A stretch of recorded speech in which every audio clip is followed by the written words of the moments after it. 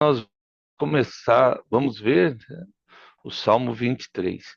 Não existe um salmo mais conhecido, acredito, no mundo do que o Salmo 23. Salmo 23 é de autoria de Davi, foi escrito quando provavelmente ele era pastor de ovelhas, ele ainda era um jovem e Deus simplesmente, o Salmo 20, 21, o Salmo 21, 22 e 23 e o, são salmos messiânicos, fala sobre Jesus. Mas esse salmo ele vai falar do cuidado de Deus, a provisão de Deus, a proteção de Deus e a presença constante de Deus. Do 1 ao 4 ele vai falar Deus como pastor e do 5 ao 6 Deus como anfitrião. Então vamos lá, né? Ah, uma coisa bem legal que a gente vê, né, é essa questão do, da palavra do Senhor. Ela sempre vai trazer essa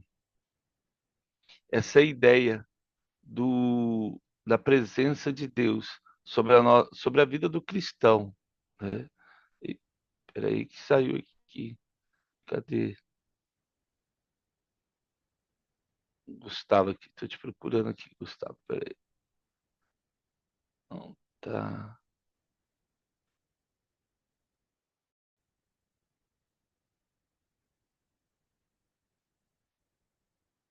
Ah, fica aqui do lado. Peraí, deixa eu ver.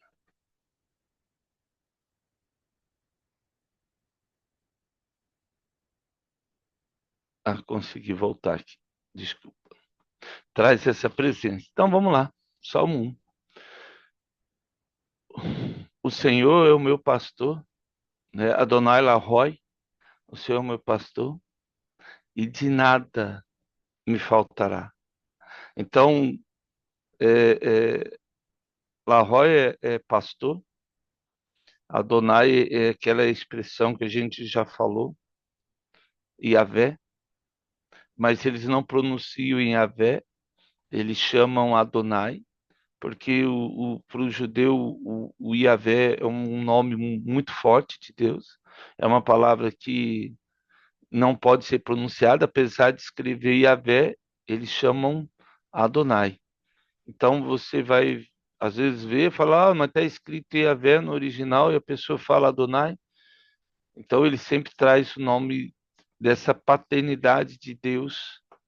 Yahvé é um nome realmente que o judeu não se atreve a usar. Muito difícil, muito difícil. E aí ele vai trazer essa ideia de guia, de proteção e de suporte. E a Vé, ele tem essa ideia, né? Então ele fala: o Senhor é o meu pastor, e Exé, lá Exé, de nada me faltará. Não quer dizer que o cristão tenha falta de alguma coisa. Quer dizer que o meu coração não dá valor àquilo que não é importante. Então, uma vez que Adonai é o meu pastor, ele é meu guia, ele me protege, ele me supre, de nada sentirei falta. De nada sentirei falta. A Esher aqui, quando a tradução traz nada me faltará, a ideia seria, o legal, mais próximo de original, seria de nada sentirei falta.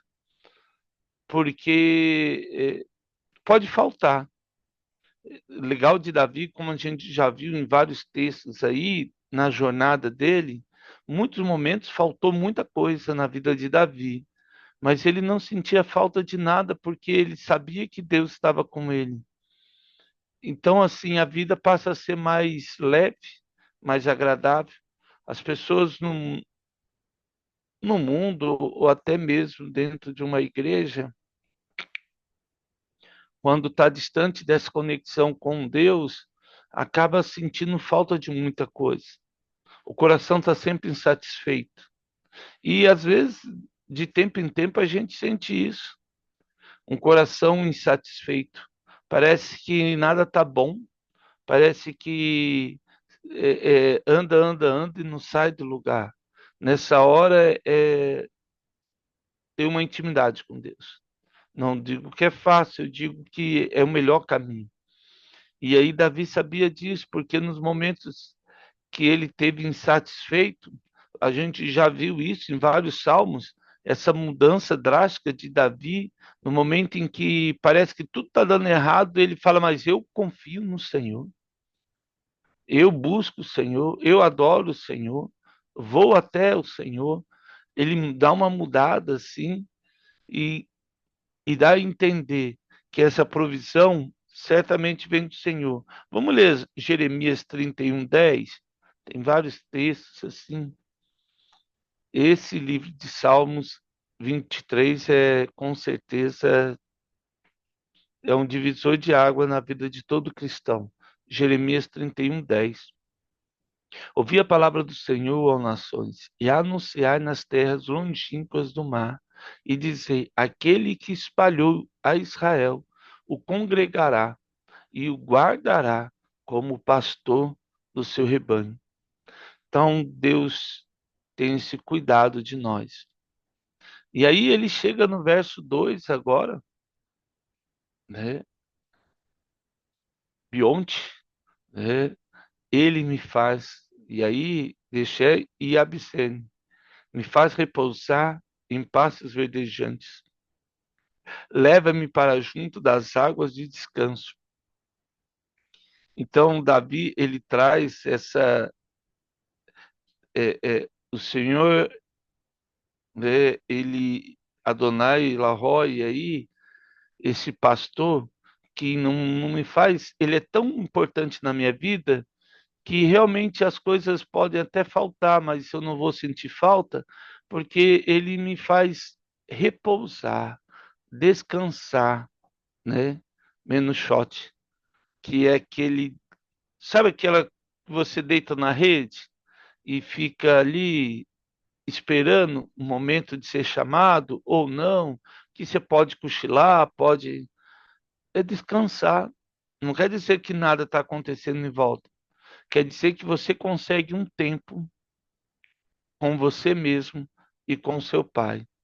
E aí ele nos leva a pastos verdejantes, ou seja, relvas frescas, a um lugar onde você ouve a água. Pensa você deitar numa rede junto de um riacho, aquele barulhinho da água, a rede balançando, debaixo de uma árvore fresca, você sente a brisa batendo, você sente a umidade no ar. A ideia de Davi era isso, porque nós estamos falando de um deserto. Onde ele levava as ovelhas era muito quente, mas aí ele encontrava ali em algum riacho, algum lugar onde ele podia, lógico que tem riacho, tem vegetação, e ele podia descansar.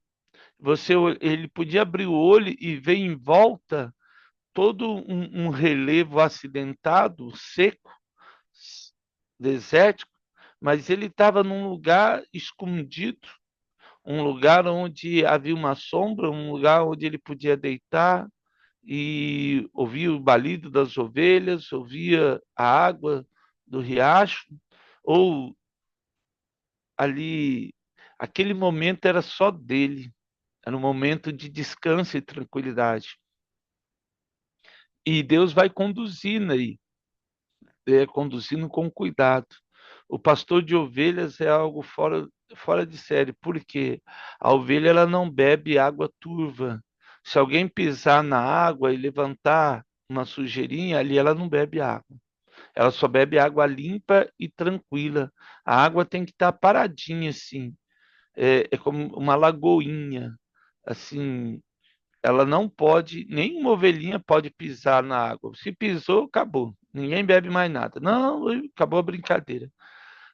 Então, assim, Davi tinha que escolher o lugar certo, não podia ter uma corredeira para por causa do nariz da ovelha, para a água não entrar no nariz dele. dela, da ovelha, e ao mesmo tempo tinha que ser uma água bem limpa, limpa, limpa, limpa, que dá para ver o fundo, que a ovelha chegava e bebia, e ali ela se saciava, deitava e dormia. A ovelha gosta muito de comer e dormir, comer e dormir, comer e dormir, comer e dormir. Era muito comum o pastor usar o cajado, a gente vai entender ele. Daqui a pouco eu falo sobre isso, senão, mas ele traz essa ideia de pasto fresco, novo, alimento novo. A vida cristã sempre é uma vida em que eu e você temos que nos alimentar todos os dias de algo novo do Senhor. Ezequiel 34:14, vamos lá para Ezequiel 34:14. Nós não vamos conseguir ler todos os textos, mas uma grande maioria. Ezequiel 34:14. Eu vou acelerar aqui, senão apacentar-lhe-eis de bons passos, e nos altos montes de Israel será a sua pastagem. Deitar-se-ão ali de boa pastagem, e terão pastos bons nos montes de Israel. O maior desejo nosso é trazer sempre um pasto novo, fresco. A ovelha gostava muito do broto, do capim. Então, isso era muito importante, um pasto novo, fresco. E ela ficava mais gordinha, que era bom, porque produzia mais leite e dava mais lã, lógico. Então, isso era bem legal.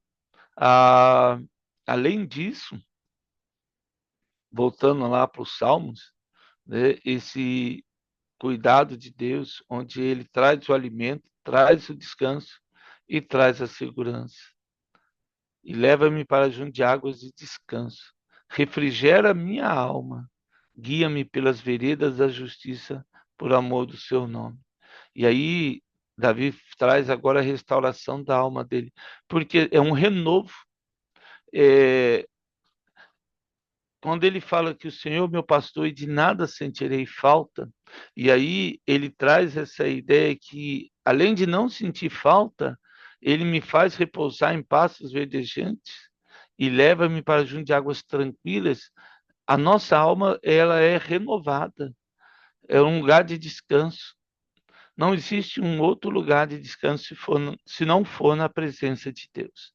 Você pode ir para qualquer lugar, um spa, um passeio, mas se não tiver Deus, infelizmente, não vai estar totalmente satisfeito e nem completo, né? Na ficha e a chove, que é restaura a minha alma. Ou Nefesh, que é a raiz, né? Alma, ouvido interior.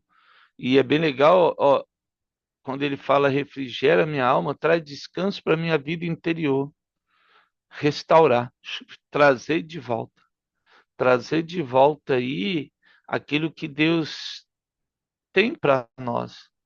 Qual que é a originalidade? Traz a vida de volta quando estamos quebrados. A ideia é isso. Eu sempre oro pelos meus filhos e por mim, para que Deus traga a originalidade dele nas nossas vidas. Qual que é o original de Deus?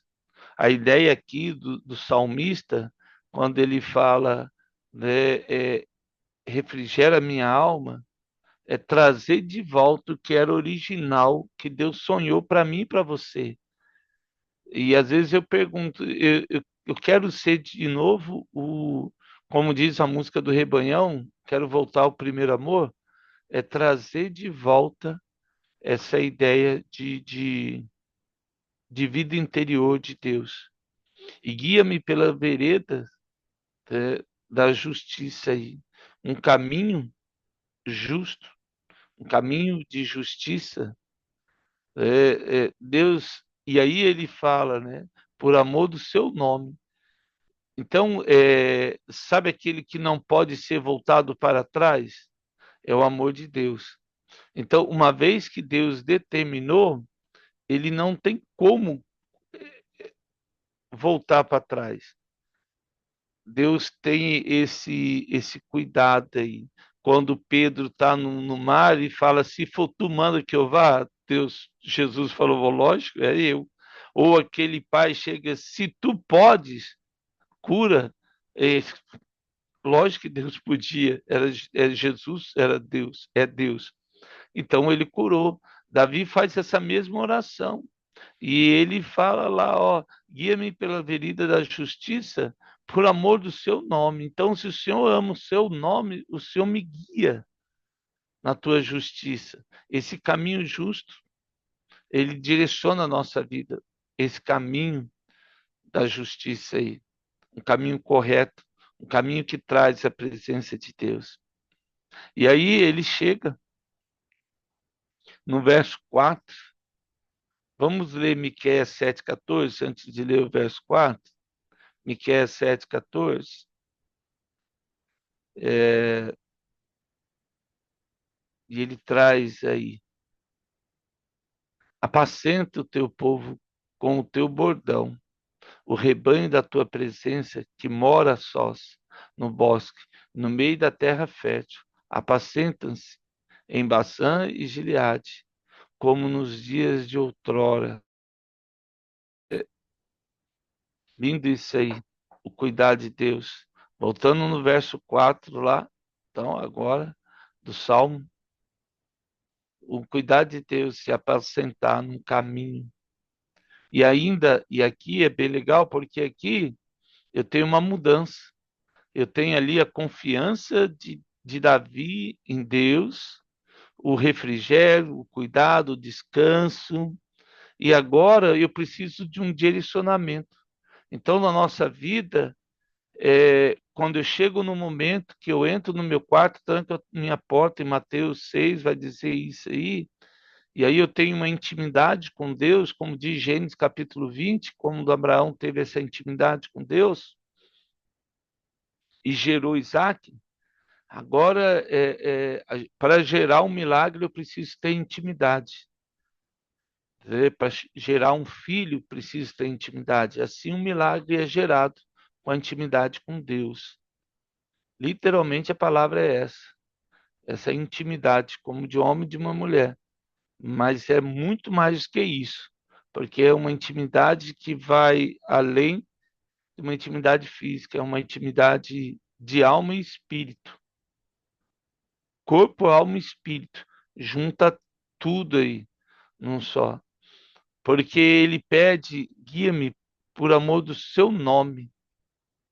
E aí ele traz uma palavra aqui, ó. E ainda que eu ande pelo vale da sombra da morte, não temerei mal algum, porque tu estás comigo.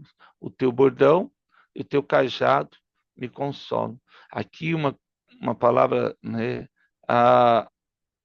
Um vale profundo.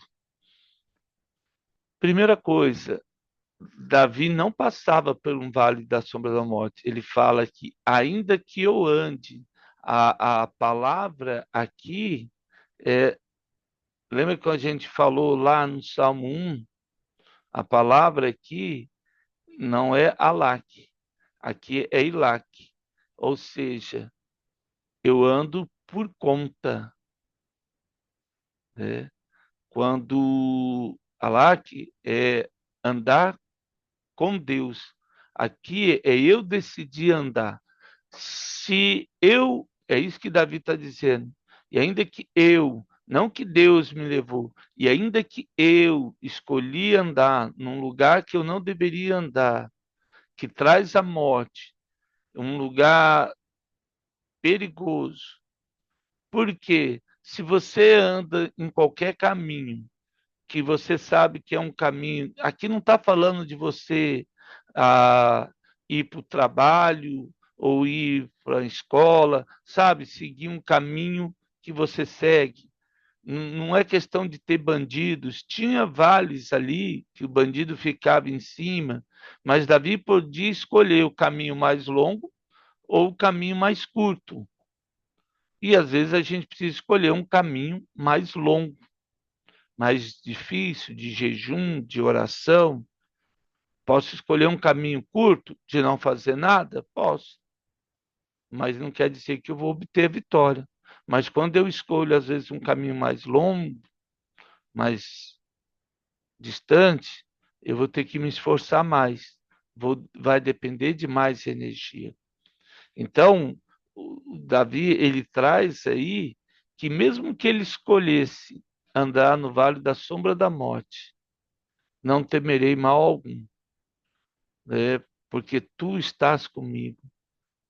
E isso é tão legal porque, assim, em algum momento ele teve que passar ali por uma necessidade, que ele escolheu aquele caminho, e ele entendia que a vida só tem valor com Jesus.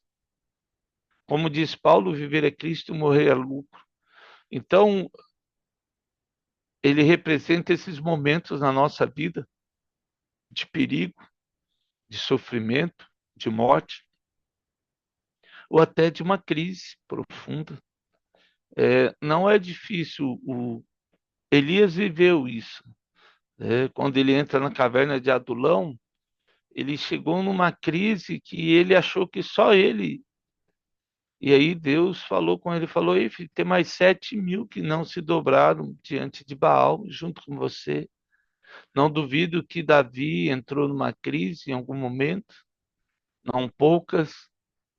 A José do Egito, Daniel, homens como eu e você, que no meio da batalha, às vezes, sente falta da presença ali de Deus. Isso não é. Davi vai expressar muito isso no Salmo 51, né? E então, na vida cristã, não é que é um alto e baixo, é que a gente demanda muita energia, precisa descansar, precisa parar uma hora e falar, Deus. E aí ele fala, eu não vou temer nada porque tu estás comigo. Essa intimidade de Davi é algo fascinante. E aí ele chega, que ele fala lá, que a gente falou, a tua vara, chebete, proteção contra predadores. A vara não era para bater na ovelha, a vara era para espantar o leão, o urso, o lobo, qualquer animal ali que pudesse vir. Davi tinha esse papel e esse cuidado. Então a vara mantinha a distância do animal e devia ser um porrete, né? É, algo bem que valia a pena, né? Ficar longe das ovelhas de Davi. Não deveria ser uma varinha de disciplinar, não. Era algo que realmente intimidava aí alguém. Ele devia ser muito habilidoso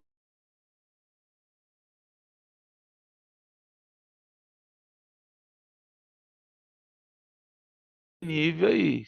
Davi não se preocupava, não, porque era muito pedregoso o caminho que Davi seguia com as ovelhas. A ovelha anda, porque a pata dela é pequenininha, então não tem problema. Mas quando você anda em pedra, sabe assim, escorrega aqui, escorrega ali, você precisa de uma vara. Socorro, firmou, andou no chão. Então, a vara tinha esse propósito. Então, tinha que ser algo muito resistente, trazia essa proteção para a ovelha. E o cajado que guiava as ovelhas. Então, assim, a direção e o cuidado. O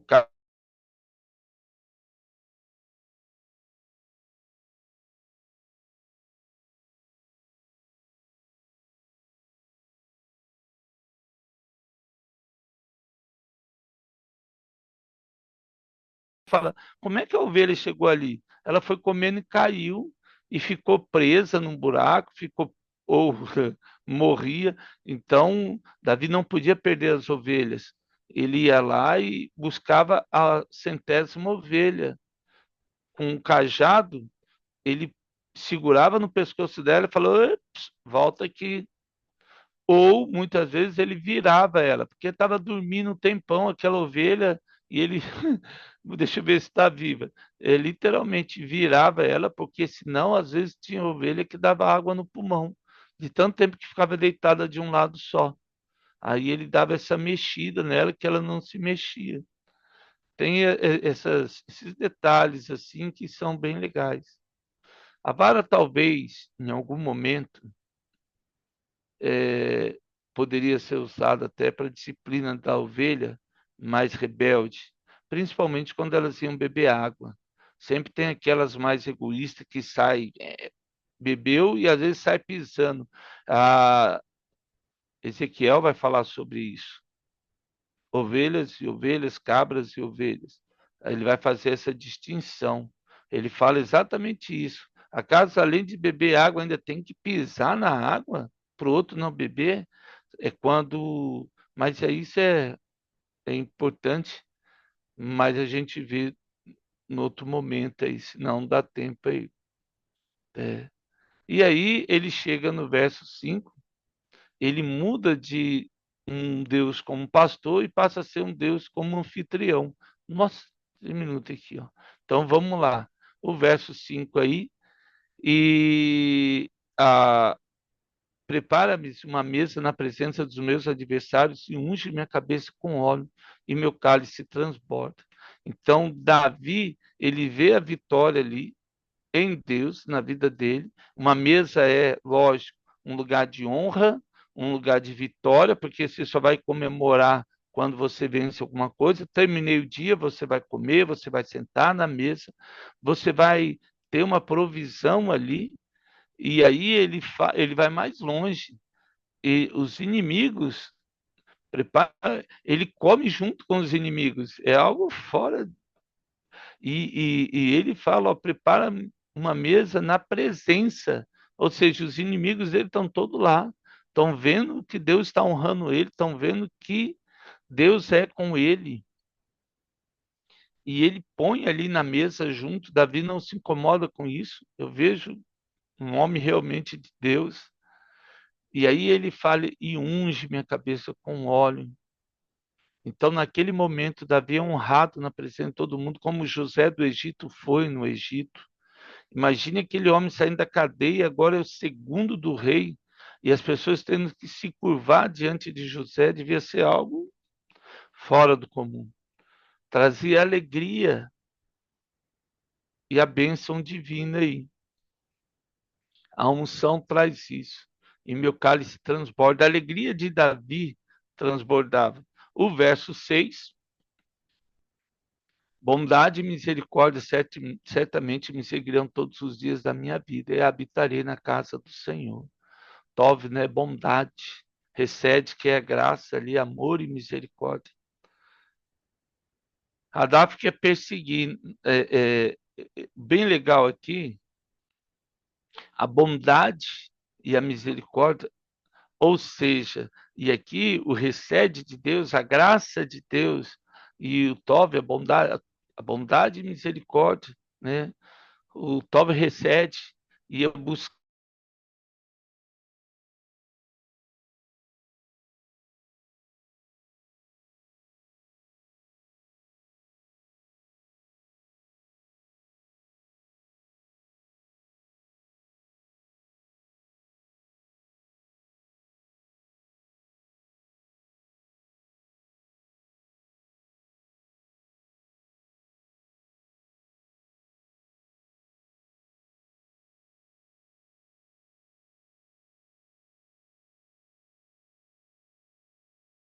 Voltamos a isso.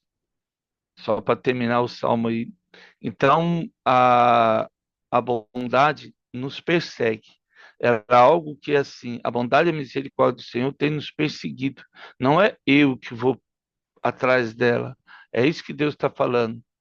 Eu vou perseguir e habitarei na casa do Senhor para todo sempre. Uma comunhão eterna, uma presença contínua. Que Deus possa realmente nos abençoar nessa provisão de Deus, proteção e a vitória e uma comunhão aí, né? Deus fala, Davi fala diretamente sobre Deus, com Deus e essa intimidade que cresce. Você sai da escuridão, vence os inimigos, vence o perigo e alcança a segurança de Deus. Deus sempre vai nos guiar, restaurar a nossa alma, proteger nos momentos mais difíceis, e Ele vai nos honrar e nos conduzir aí a uma comunhão eterna. Amém? Deus, obrigado, porque o Senhor tem sido aquele que não falha, aquele que não mente. Que nesse dia, Deus, o nosso conforto, o nosso descanso esteja diante do Senhor. Nos ensina a descansar no Senhor. E certamente a tua graça, a tua bondade nos perseguirão por toda a nossa vida, hoje e sempre, em nome de Jesus. Amém. Amém. Amados, muito obrigado pela honra de estarmos juntos. Que Deus nos abençoe nesse dia aí, ensolarado de verão. Amém? Com Deus aí, em nome de Jesus.